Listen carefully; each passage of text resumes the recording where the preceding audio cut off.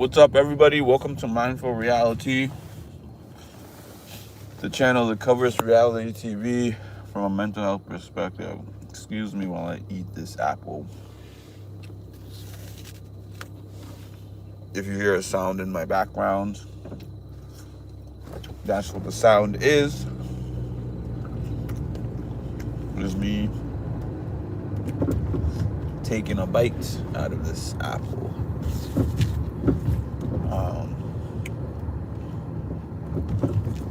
Apple is good.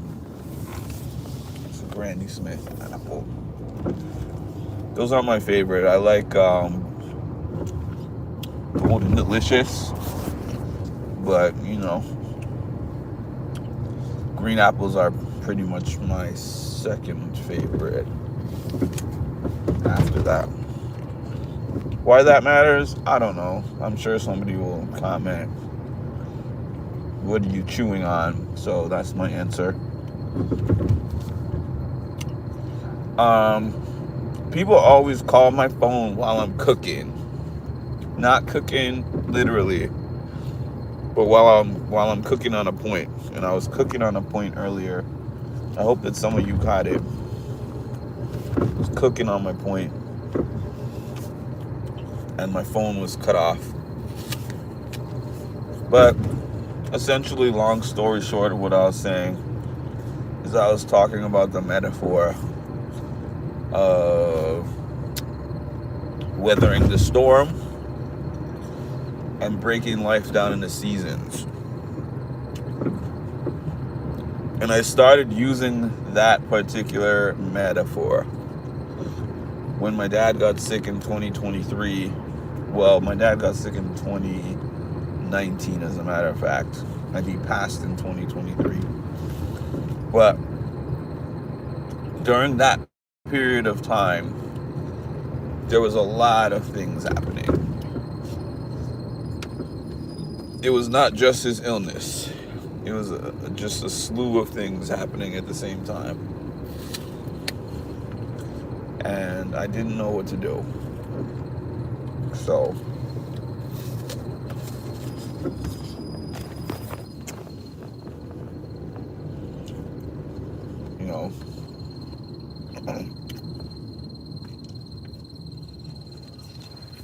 I remember somebody called me and they were asking me how I was doing.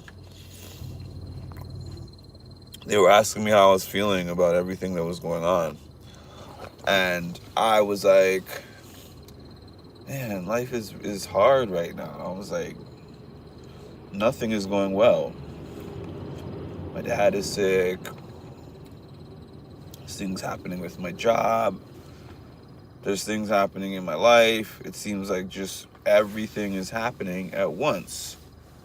And there's a typical advice that people give you during rough times. I'm sorry, try to hang in there, be positive, praying for you. Like, there's just typical cliche things that people say to try to help you through tough times. And this one person said this one thing that stuck with me in particular. And that was, this is not your season, Mark. So I thought about that one for a while. This is not your season. And the way that I took that particular statement to mean was like, there's some seasons in your life that are just going to be hard. No matter what you do, no matter how positively you think, no matter how much you try to turn things around, you could be going uphill, you could be going against the grain. Like, everything that seems like it could go wrong is happening to go wrong in that season. But the point is, a season is a segment of time. It's a segment of your life, where it's just like, there's only so much. There's some kind of a cap to how long your life is going to be in that particular rut.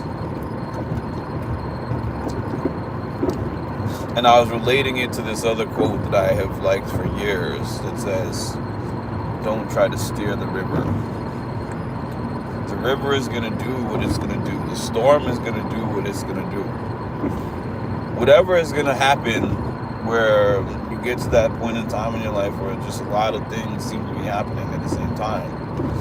Whatever is going to happen is going to happen.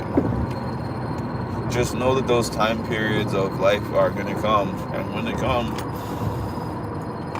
sometimes the best thing to do is just plant your feet on the ground and be like, you know what, I'm still standing here. All of this is going to end one day. And I have no control over it. It's not necessarily an acceptance per se, but it's more of it is kind of an acceptance. Like, not that you accept the series of events, because obviously it's going to affect you, it's going to impact you, it's going to impact you emotionally, it's going to impact you in whatever way it's going to impact you, but don't let it break you, is what I'm trying to say. Don't let it take you off your square. Don't let it bring you to a place of hopelessness. Because as long as there is another breath in you, you still have hope. You still have a chance to make things better, do things differently. And some things are not about that. Like I said, for an example, my dad getting sick. What can I do about that? I couldn't have prevented his vascular dementia and his heart condition. Those are things that his body was going to do what it was going to do. I had no say in the matter. So that's not the type of thing that you can say, well, I could have done this differently, better, adjusted, blah, blah, blah. It's just something hard that happened, and there's nothing I can do about it. But since then, knock on wood, yes, there have been a couple of things that have happened since then, but that was, to this point in my life, the hardest one. That was the most difficult thing that I have ever faced in my life to this point. And I know that if I live long enough, something will ultimately replace that. I have grown to appreciate more, these kind of lull periods, if you will. And what do I mean by a lull period? I just mean these periods of time where people are like, hey, Mark, what's going on in your life? And I'm like, well, nothing really. I'm a little bit bored. Oh, I'm sorry. And I'm like, well, I'd rather be bored than dealing with tragedy. I've learned to embrace the time in between each storm. Like, oh, what's the temperature today? Well, not literally, because it's very cold. But I'm just saying, oh, the temperature is 70 degrees, blue sky, no breeze. And then somebody asked me the temperature again in a week, and I'm like, you know what? 70 degrees, a blue sky, and no breeze. Man, I wish you could spice things up a little bit. I wish it was a bit windier. I wish it would storm. I wish you'd have rain every once in a while. Like, no. Those days are going to come. Those days are going to come. We don't have to wish for them. They're going to come here whether we want them to or not, so learning to embrace those periods of calm where you're like, I wish that I could be doing this or I could be doing that, blah, blah, blah, yada, yada, but yeah, that's how it's been for me in the last few months. It's not been It's not been horrible. It's not been wonderful. It just is what it is. Okay, so this prompted me to start a Q&A. If you could live in a cartoon, it doesn't even continue the question, but I assume it's saying, if you could live in a cartoon, which cartoon would you live in?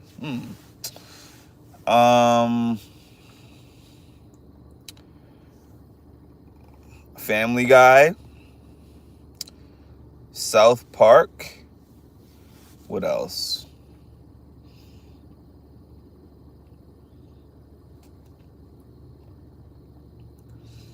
Family Guy, South Park.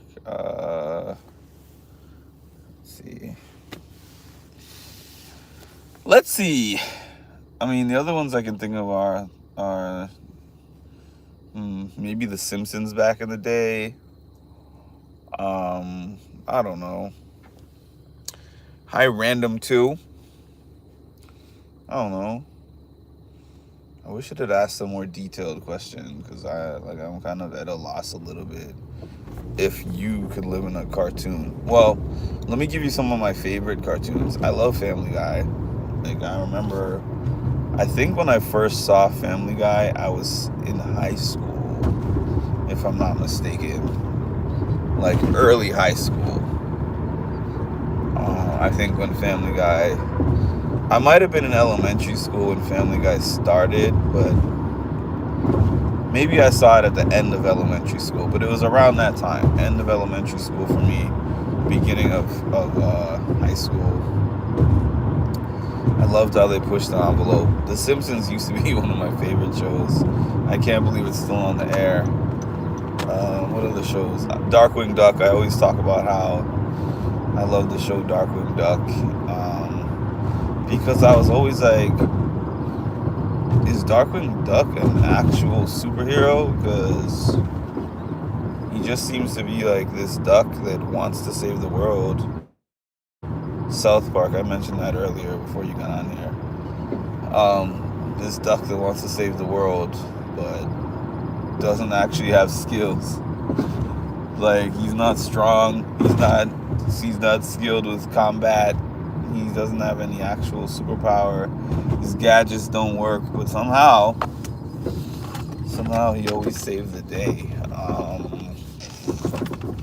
I liked a lot of shows. Hey Arnold. I liked Recess. Recess is one of my favorite shows. I like some randoms. Pepper Ann. Let me see. Oh, the classics. Anime. Dragon Ball Z. Dragon Ball Z is probably my all-time favorite cartoon. Let's see. Family Guy. Yeah, Family Guy.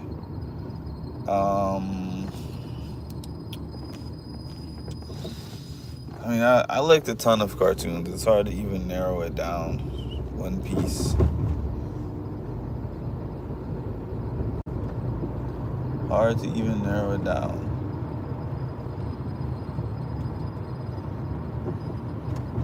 I wish that it could give me a different question.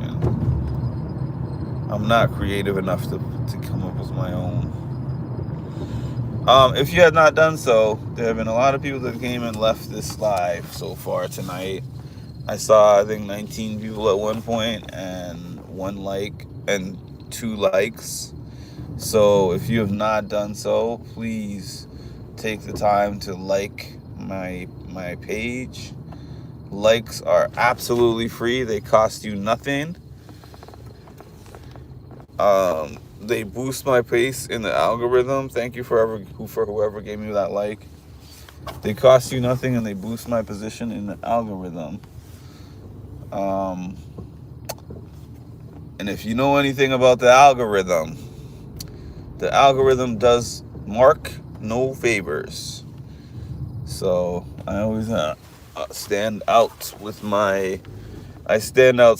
my like bucket, and I'm like, hey, like the page, hype the page, subscribe to the channel if you have not done so already, if you feel so compelled. hit me up with a super like, a super chat, a super thanks. And the more that I receive those things, the more people that are on the live,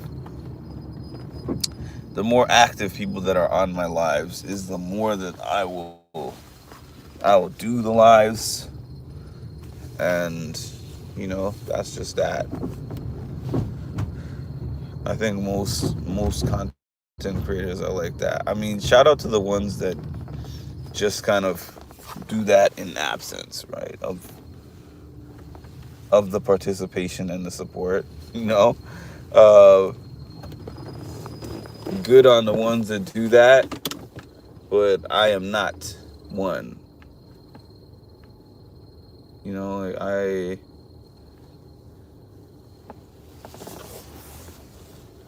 I have a lot of things that I can do with my time aside from YouTube, and you know, as everyone else does. But I guess my point that I'm making is I like to do things that are impactful for others and are also impactful for me. And I've always said the day that I don't feel that is the case of what is happening for me here will be the day that I am no longer here. And to tell you the truth, I go through these lulls during the Big Brother off season. Like the beginning of the Big Brother off season, not really, because it's such a long period of time to just dedicate yourself to doing lives and watching a TV show, right? To go from, I think now the show is basically running from August through October, that kind of time frame nowadays. And once October comes, I'm like, you know what? I need a break. I'm cool on doing a bunch of lives because it just is so taxing. It takes so much energy out of me to get up and do that every day. But then once the off season gets to about now, which is, let's see, November, December, probably like 4 or 5 months in, and we're about halfway through the off season. And then there's still another 4. Let's see, we're February, March, April, May, June, July. We're like 5 to 6 months away from the new season. This period right in the middle, that's where I start to be like, you know what? There's not much engagement, so I understand not better why some people park their channels in the off season, and I might get to the point of doing that, to be honest with you. I'm gonna see how the Survivor season goes for me, but it could be the case where I do indeed park my channel like some of the other channels. And you'll see me October. You'll see me like not October, July, if they start in July through September, October, or whatever. And then you see me again the following year. My only fear, the only reason I haven't done that is because I don't know, like some people are really good at being able to just completely disengage and then re-engage. I find for myself, when I disengage in things, like I lose interest in them. So that's probably a main reason why I have not yet actually engaged in this strategy, despite thinking about it many times. But yeah, we'll see. I guess those are just random thoughts at midnight on a Wednesday. They're not really random thoughts. It's random that I said it on my page, but it's random to y'all because it's not something that I really talk about publicly. It's just something that crossed my mind right now. All right. Thanks for joining me.